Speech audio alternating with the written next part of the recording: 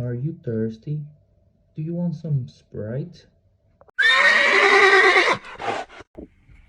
Yo, as I stated in my past videos, we have an OTS championship coming in this weekend, in which we're expecting to do pretty okay, so we can learn that invite and go to European World Championship qualifiers, which I'm looking forward to. But we needed some help for this OTS championship. I guess I consider my build's not viable enough for an OTS. I really don't know the meta here yet, and I don't want to take a chance. So we asked some help from Royal Mail and from some buddies so that we can upgrade our arsenal and see how we can improve. It's my first Royal Mail package received here. As a cap first with some sneakers, but first cards here in Europe, so it's kind of nice. Let's see what we got.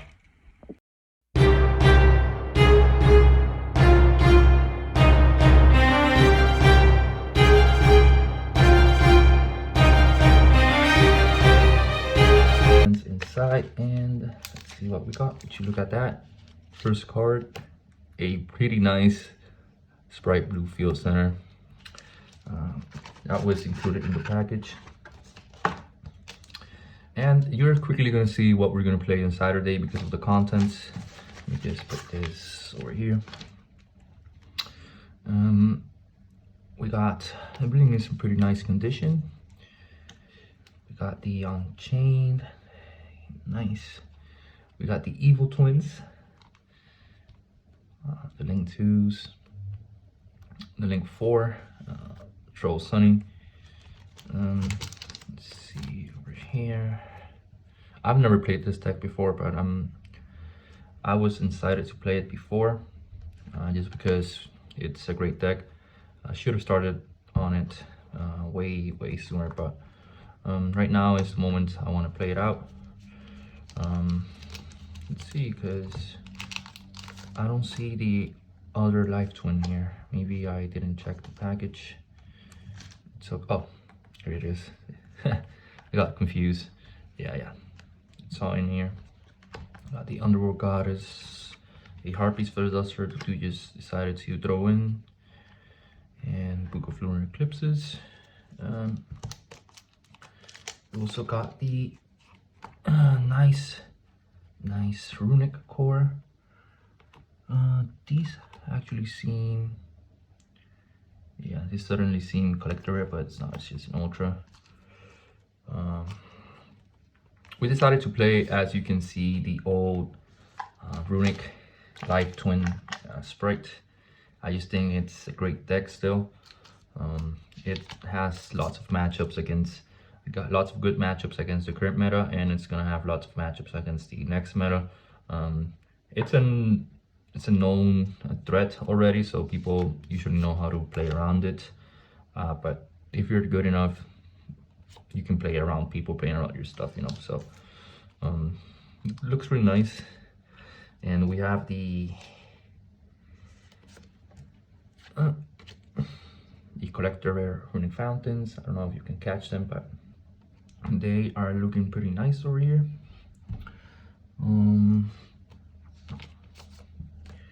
As for the extra deck, we got the Munion, Gary, and 2 Hugins. So we got everything we needed here. But how are we gonna be playing this on Saturday? Well, we gotta check out the build we want, but I'm sure that we're gonna do well. Remember, only top 4 in OTSs get the invite, so I really needed to up my game from the Tri-Brigade Sprite I had, just because I want to invite, right? You want to do good, and to do good, you usually have to play good decks. So yeah, we're done with that, and on to this.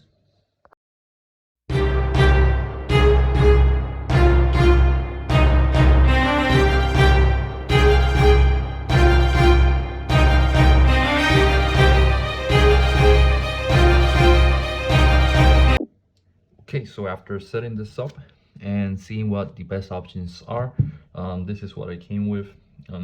It can change from here to Saturday. It's 2 days away. At the moment of making this video, it's currently Thursday, so you have 2 days. But I like the ratios up until now, and it's just a matter of testing it and see how it goes on Saturday. So as we stated, we're playing the Evil Twin package. So it's 3 Lila, 2 Kiseko, and 1 Kiseko Frost. I'm sorry, with the 1 Sunny Snitch. You only want to see 1, but you also don't want to see none. You always want to see exactly 1, since that starts your engine. You usually grind with this engine. Even if you have an empty board and you draw 1 of these, you can bring the other, and your extra deck is packed with monsters to make. So this gives you a draw whenever your opponents add a card from the deck to your hand, so it's pretty good.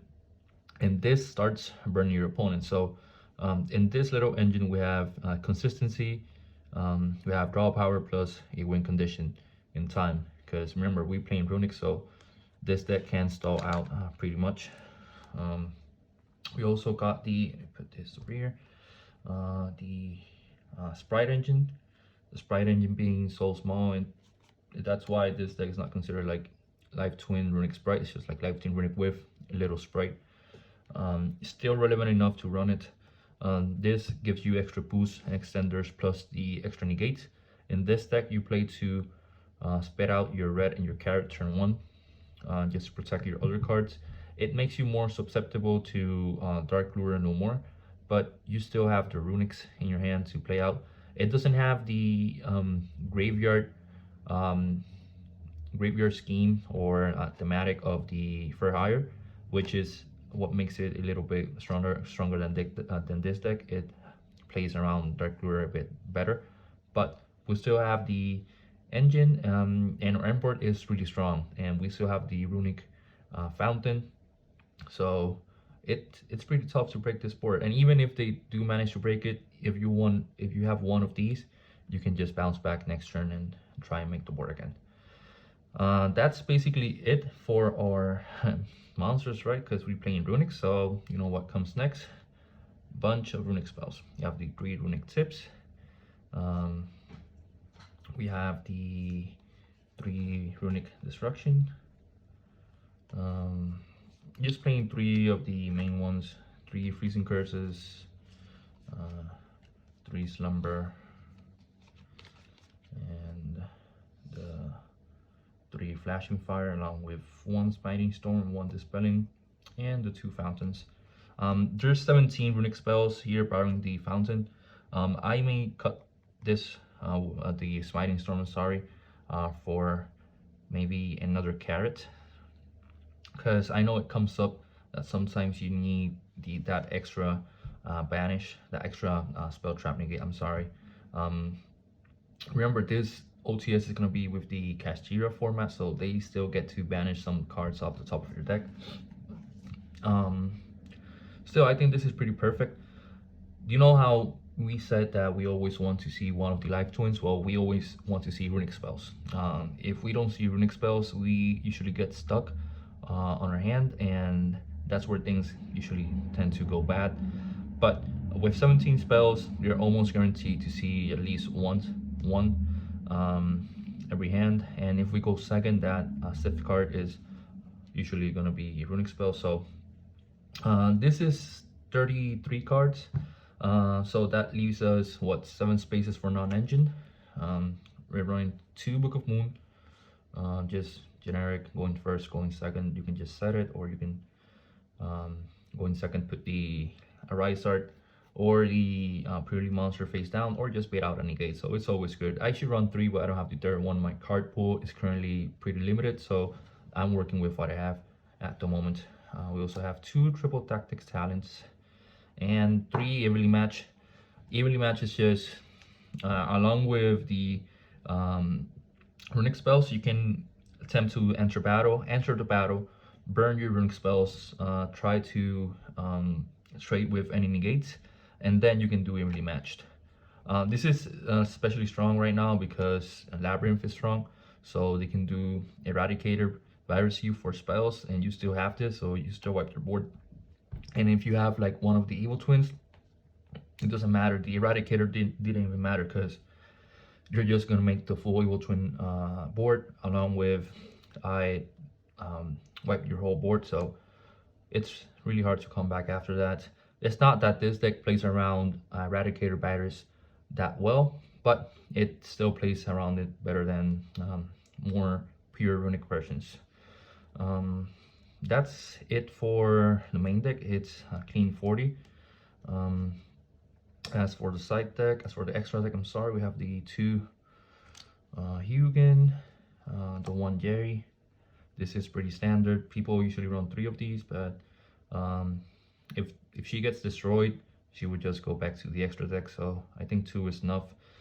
The grind game, it can hurt a bit, but still, Gary is to pick up the fountain, and he's surprisingly hard to get rid of. Sometimes depending on the deck you're playing against. So it's just defense. Remember, Runick's is pure defense, almost no offense.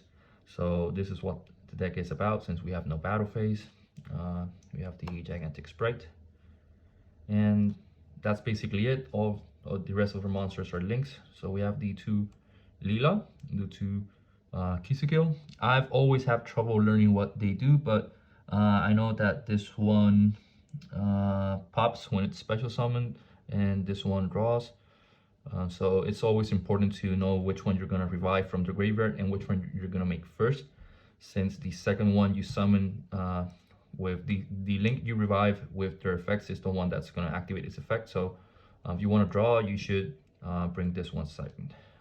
You have also the link 2 Masquerina. This is always part of the end board, like it's Spright. You're always gonna end up IP Masquerina. And we have the Mudcracker in case they interrupt you and you need extra extender, or you need to follow up with an extra body. She can revive pretty much any of your links, so that's pretty cool. As for the link 3, I only run the Nightmare Unicorn.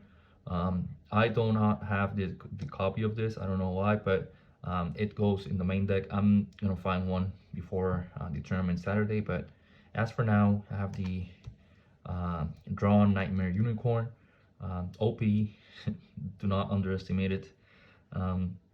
And as for link 4s, we have the Trouble Sunny, we have the Nightmare Griffin, we have the On-Chain Abomination.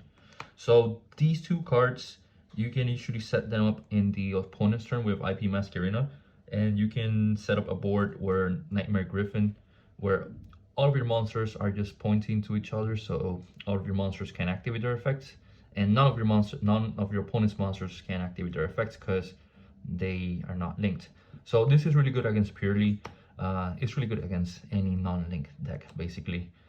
You can also go into the Abomination, and what's fun about the Abomination is that if you make it on your opponent's turn and you do something like Destruction or Flashing Fire, or even if you negate and destroy with Red or Carrot, this will activate and it will destroy another card, and in the end phase it will destroy another card. So it usually is 3 cards that you're gonna pop, 2 cards that you're gonna pop with this in your opponent's turn, and then on your turn you can just start destroying stuff and keep on destroying things, because that's what Unchained do. And last one is Underworld Goddess. This is a link 5.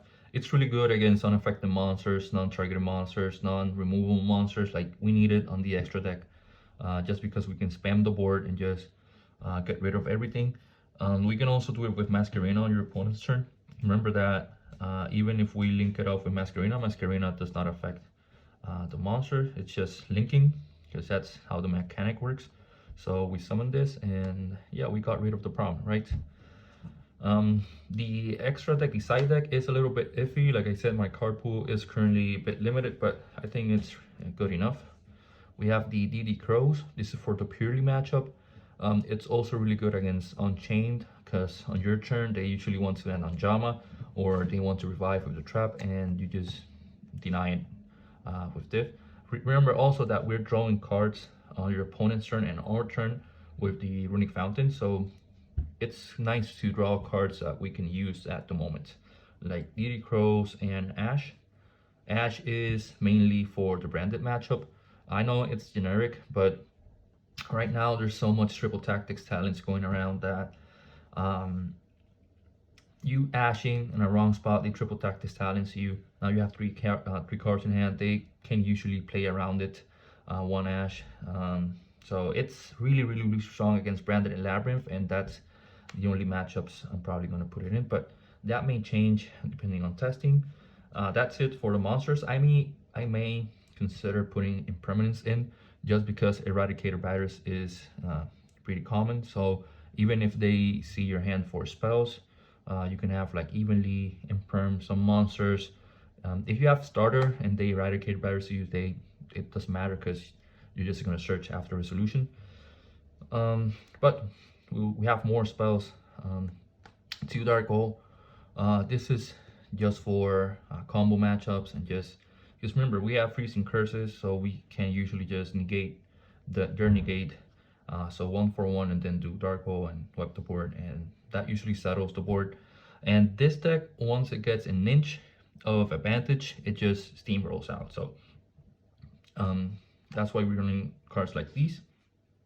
We're running these searchable smashers, just to go second against most of the decks that have non-targeting monsters that cannot be targeted, or pesky spell traps that can be annoying.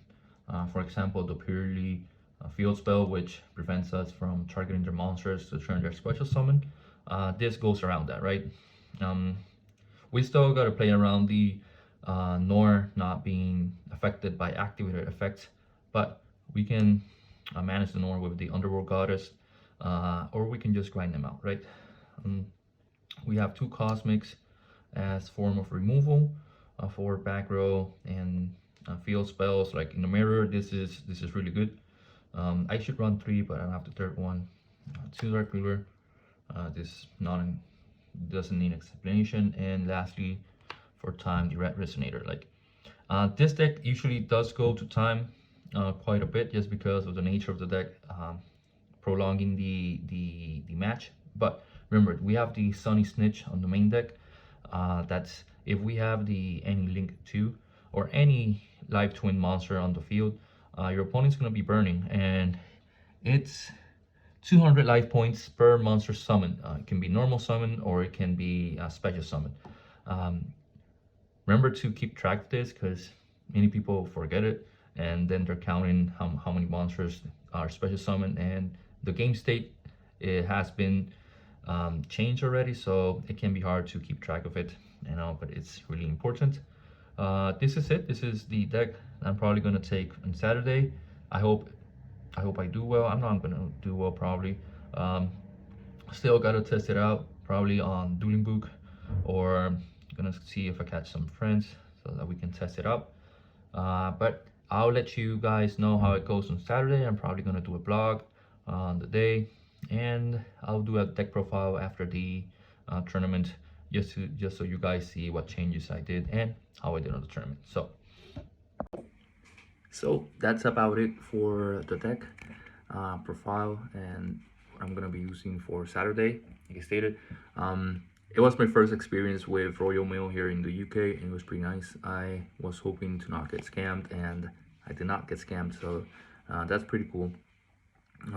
We'll be seeing how we can expand our card pool, preferably by earning the cards and not buying them, because it is an expense, but we'll see how it goes over here.